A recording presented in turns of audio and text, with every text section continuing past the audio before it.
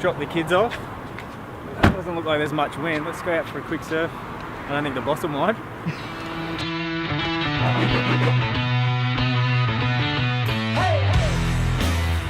My name's James Lewis, I'm 39, I'm from Burleigh Heads, Australia. There was a time there in the early 2000s where I was competing on the Airshow series.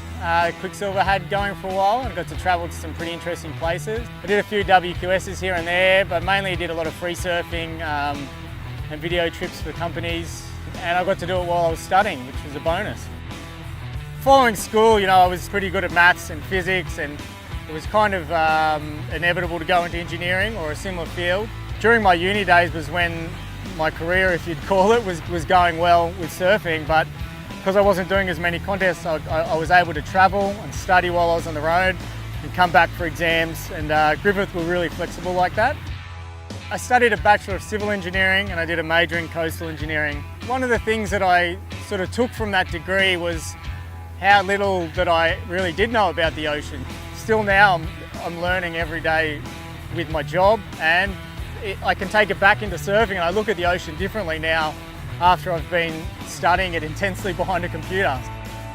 9 months ago, myself and 2 colleagues, we started our own company called Blue Coast Consulting Engineers. We're very specialised in our field, you know. We wanted to not just be behind the computer and put models together and design things, but we get to go out in the field and measure the waves ourselves, measure the currents and the water levels, and do surveys and really immerse ourselves in the marine environment. We're setting up for a beach survey here. We're going to use the drone to fly over. We're going to mark out these known ground control points, as we see over here. As the drone flies over, it finds these known survey points. Then we rectify them later in a program based on these known coordinates to make a 3D map of the whole beach. So Griffith University, in their coastal engineering major, helped develop some skills, especially with data analysis, some of their programming courses, and also their numerical modelling, which has enabled the next stage of this, which will be predictive to see where the beach will move into the future. Essentially, what we're creating is a map of a city's biggest asset, which is their beaches for most of our coastal towns. So, like most assets, they want to know what condition they're in. So depending on how the storms are coming or what the last storm season was like, we can tell which areas need nourishment into the future, which areas need more attention. Living on the Gold Coast, in my field of coastal engineering, we have, you know, one of the best studied coastlines in the world, and one of the councils that puts most of their money back into the beaches. So there's great opportunities for us here because it is the Gold Coast's biggest asset is this beach. I really wanted to, you know, put back into something that's given me so much and learn how to protect this beach and understand it better.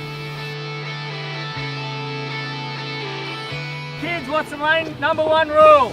Don't paddle behind someone, ever. If you get hit, that's your fault. I guess the end game is to, you know, continue my lifestyle by the coast, but also to give back so that I've got something in the future for my son. I know these beaches will be here. And I know these other places that I get to go through the Pacific, they will still be there for my family to enjoy. You know, I really am blessed with the lifestyle that I've got, living and working on the beach in the Gold Coast, and being able to travel around and experience some beautiful places.